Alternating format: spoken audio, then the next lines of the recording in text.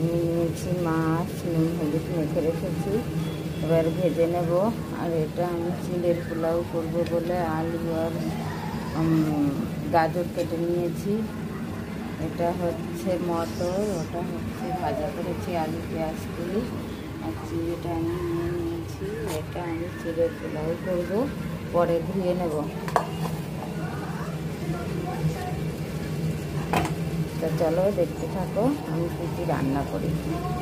এটা হলো একটা 5 মিশালি সবজির তরকারি, একদম মাখা মাখা করবো, শুকনো শুকনো, কোনো মশলা না দিয়ে শুধু পাঁচ ফোড়ন, নুন হলুদ মিষ্টি।